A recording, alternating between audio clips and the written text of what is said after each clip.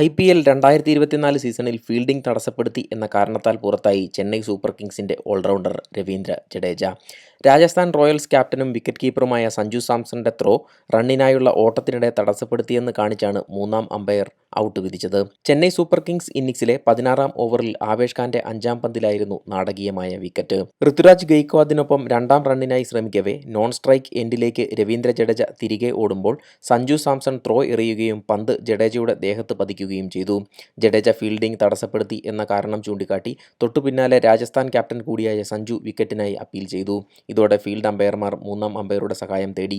TV umpire wicket അനുവദിക്കുകയും ചെയ്തു. ക്രീസിലെ danger ഏരിയയിലൂടെയായിരുന്നു ജഡ്ഡുവിന്റെ ഓട്ടം.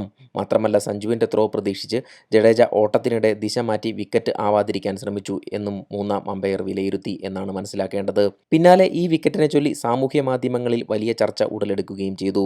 സംഭവം ഔട്ടല്ല എന്നും ത്രോയായി പന്ത് വരുന്ന ദിശ മനസ്സിലാവാതെ ജഡേജ ഓടുകയായിരുന്നു എന്നും വാദിക്കുന്നവരുണ്ട്. എന്തായാലും ഇത് വിക്കറ്റല്ല എന്നുറപ്പിച്ച രീതിയിലായിരുന്നു ഡ്രസ്സിംഗ് റൂമിലേക്ക് ജഡേജയുടെ മടക്കം. വിക്കറ്റ് അനുവദിച്ചതിലുള്ള പ്രതിഷേധം അറിയിച്ചാണ് ജഡേജ മടങ്ങിയത്. ഇന്ത്യൻ പ്രീമിയർ ലീഗിന്റെ ചരിത്രത്തിൽ 3-ാം തവണ മാത്രമാണ് ഫീൽഡിംഗ് തടസ്സപ്പെടുത്തി എന്ന കാരണത്താൽ ഒരു ബാറ്റർ പുറത്താവുന്നത്. യൂസഫ് പത്താനും അമിത് മിശ്രയും മാത്രമാണ് സമാനമായ രീതിയിൽ മുമ്പ് IPL പുറത്തായിട്ടുള്ളത്. ഈ വിഷയത്തിൽ നിങ്ങളുടെ അഭിപ്രായങ്ങൾ കമന്റ് ബോക്സിൽ പങ്കുവയ്ക്കുമല്ലോ.